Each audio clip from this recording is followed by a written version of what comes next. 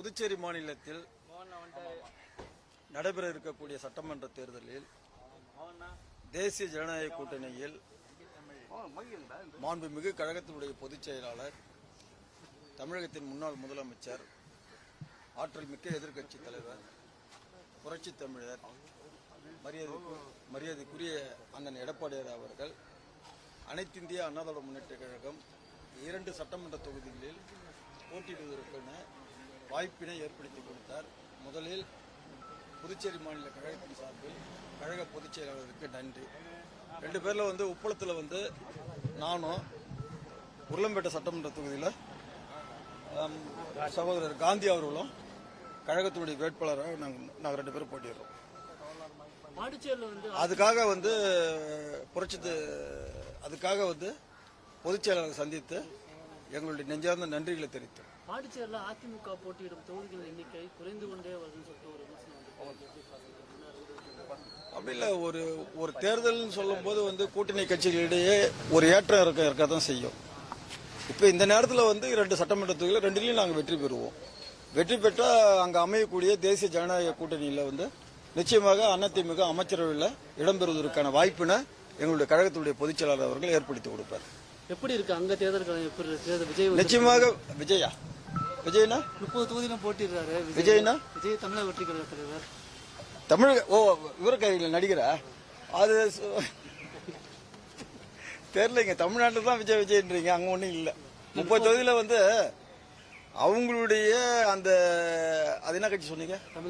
தமிழக வெற்றி கழகத்திலிருந்து ஒரு 2 பேர் கூட சீட்டு கொடுக்கல. பிற கட்சியில சீட்டு இல்லாதவர்கள், அவங்க முன்னாள் எம்எல்ஏ அவங்கன்னு சொல்லிட்டு யார் எந்தெந்த கட்சியில் சீட்டு கிடைக்கலையோ அது மாதிரி ஆட்களை தேடி கண்டுபிடிச்சி சீட்டு கொடுத்துக்கிறாங்க. இன்னை வரைக்கும் அங்க வேட்புமனு நிறைவு நேத்தோட முடிஞ்சு போச்சு. இன்றைய தினம் சுருட்டணி நடந்து கொண்டு இருக்குது. இன்று வரைக்கும் அங்க காங்கிரஸ் திமுக கூட்டணியில் எந்தெந்த தொகுதி என்பது கூட இன்று வரை இறுதி செய்யப்படவில்லை. எல்லாம் ஒருத்தவங்க சட்டையை பிடிச்சி இழுத்து அடிச்சுக்காத குறையில் இருக்கிறாங்க. இப்படிப்பட்ட நபர்களுக்கு புதுச்சேரி மாநில மக்கள் நிச்சயமாக வாக்களிக்க மாட்டாங்க. ஏன்னா ஒரு கூட்டணியை கூட இறுதி செய்வதற்கு தகுதியற்ற இந்த காங்கிரஸ் திமுக கூட்டணி என்பது நிச்சயமாக புதுச்சேரி மாநிலத்தில் தோல்வியை தழுவும். மீண்டும் தேசிய ஜனநாயக முன்னணியுடைய ஆட்சி புதுச்சேரி மாநிலத்தில் அதிமுக அங்கம் வகிக்கக்கூடிய தேசிய ஜனநாயக கூட்டணி ஆட்சி புதுச்சேரி மாநிலத்தில் நிச்சயமாக ஆட்சி அமைக்கும். போதுங்களா? வேற எதுவும் கேள்வி இல்லையா? நீங்க பிஜேபி இதெல்லாம் கேட்கலாமே, கூட்டணி கட்சியெல்லாம் பிஜேபி விழுங்குது போதுன்ட்டு ஒண்ணு நீங்க அந்த கேள்வி சன் டிவி தான் நீங்க அதை கேளுங்க. நீங்க முதல்ல இல்ல தேசிய கட்சியான பிஜேபி கூட்டணி கட்சியெல்லாம் விழுங்குதுன்னு சொல்லிட்டு அங்க எல்லாம் பேசிக்கிறாங்க. அந்த ஒரு கேள்வி கேளுங்களா? உண்மையான நீங்க ஜாகிரதையா இருக்குன்னு கேளுங்க. உங்களுக்கு சீட்டு குறைச்சிருக்காங்க. அப்ப பிஜேபி வந்ததுனாலதான் உங்களுக்கு சீட்டு குறைஞ்சிருக்கா, இல்ல பிஜேபி தான் காரணமா? இல்ல பிஜேபி தேசிய கட்சியான பிஜேபி எப்பொழுதுமே கூட்டணி கட்சிகளை மதிக்கக்கூடிய ஒரு கட்சி. உதாரணத்துக்கு மகாராஷ்டிரால பிஜேபியை விட அங்க இருக்கிற தேசிய காங்கிரஸ் கட்சி குறைந்த சீட்டு வாங்கும்போது கூட அவங்களுக்கு முதலமைச்சர் பதவி கொடுத்தாங்க.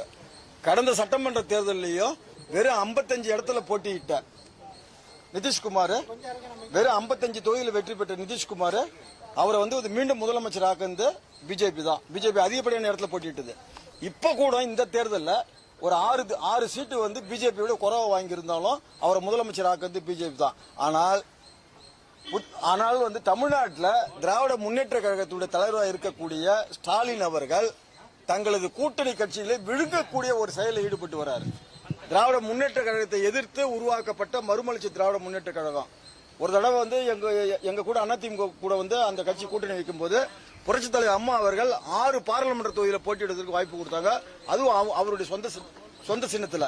இன்றைய தினம் மறுமலர்ச்சி திராவிட முன்னேற்ற கழகத்துடைய சார்பில் வெறும் 4 தொகுதி கொடுத்து விட்டு 3 தொகுதி திமுக சூரியன் சின்னத்தை நிக்க சொல்றாங்க. அவருக்கு வேற வழி தெரியல. பாவம், அவருக்கு வயசாகி போச்சு, வேற வழி இல்ல.